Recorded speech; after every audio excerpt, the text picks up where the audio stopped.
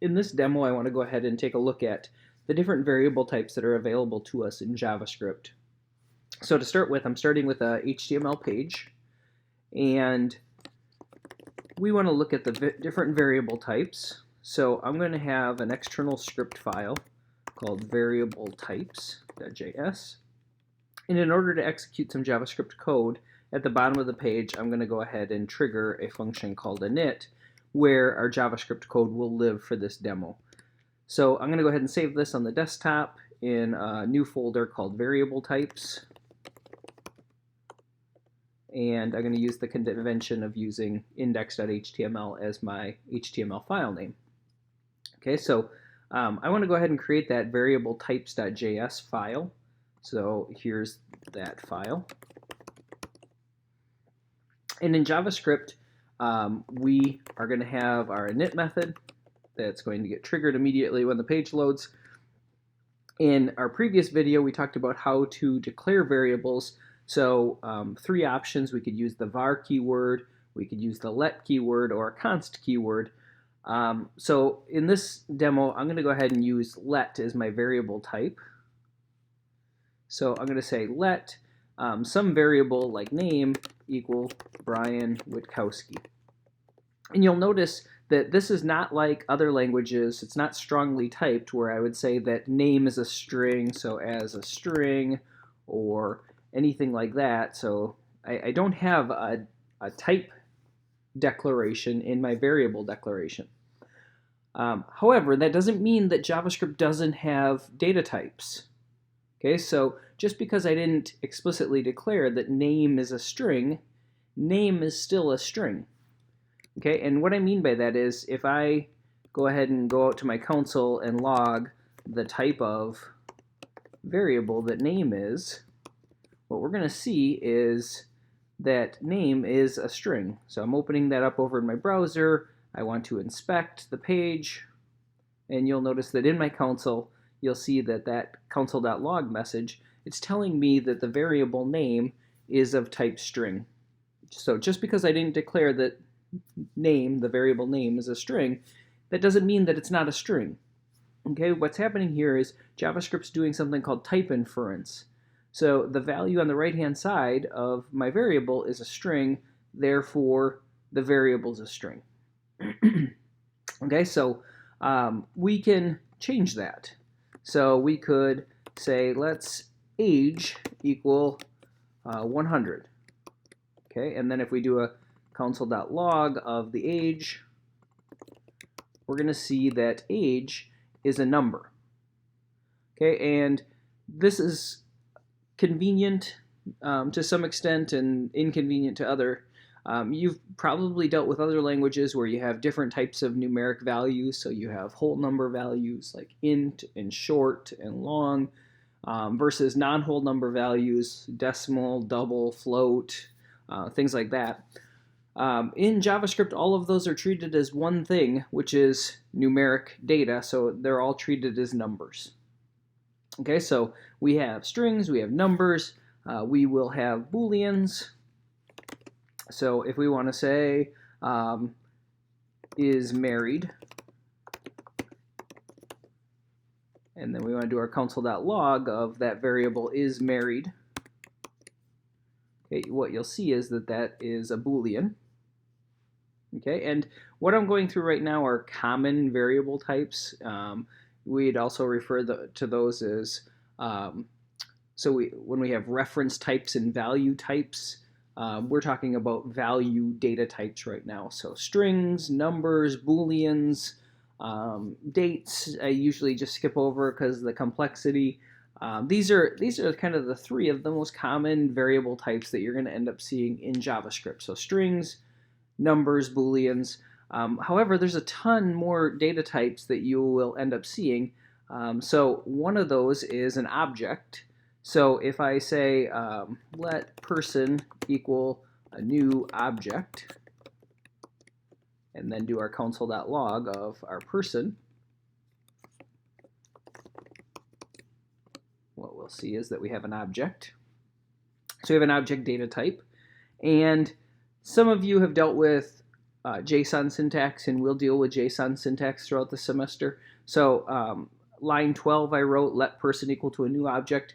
The more common way to write this would be using Json notation. And Json notation will just have me use curly braces to create that object. Okay, so you'll notice that I have that object. Very common data type in JavaScript. Another really common data type in JavaScript is a collection. So let's say I wanted a bunch of people. I could use an array. And again, the syntax on an array, I don't even know. You'll notice that arrays in most programming languages, the way that they're declared and created is pretty inconsistent. However, what I end up using a lot of times is JSON notation again. So we end up with these square brackets to indicate that I have some kind of collection. Okay, it's a collection.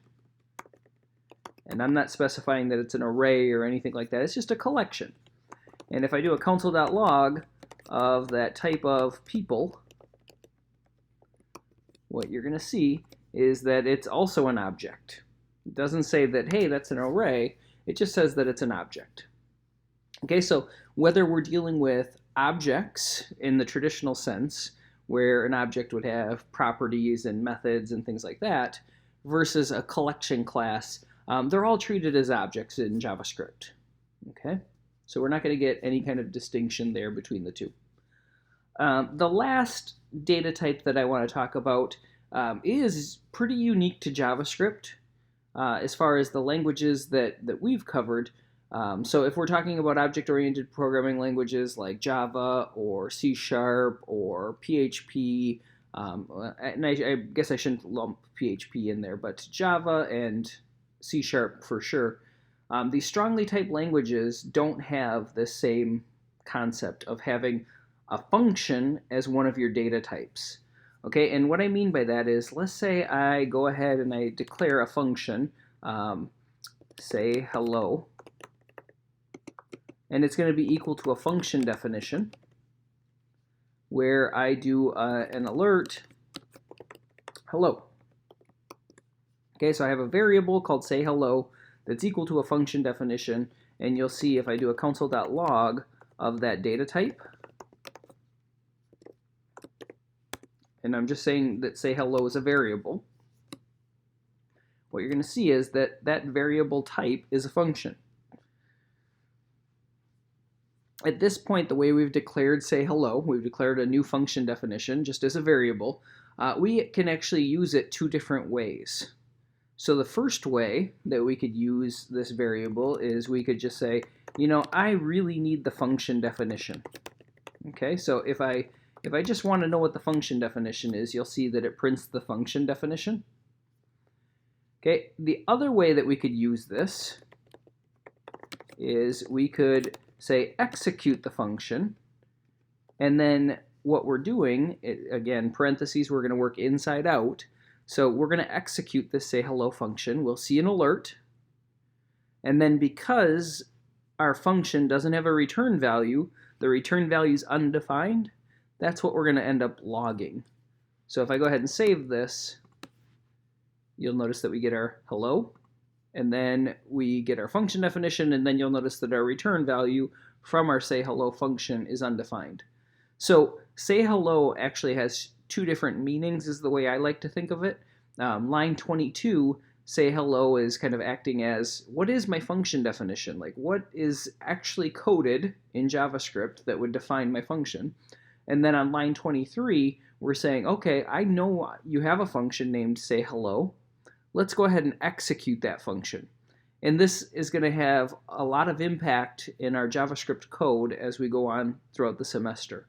So for right now, not so much impact, and I don't want to dig in too deep on this concept, but just know kind of going forward that this is going to be a big deal. Okay, so our key takeaways for variable types are our value data types, our most common data types. We have strings, we have numbers, we have booleans, we have objects, we have collections that are also objects, we have function definitions, and function definitions are unique because they are their own data type in JavaScript.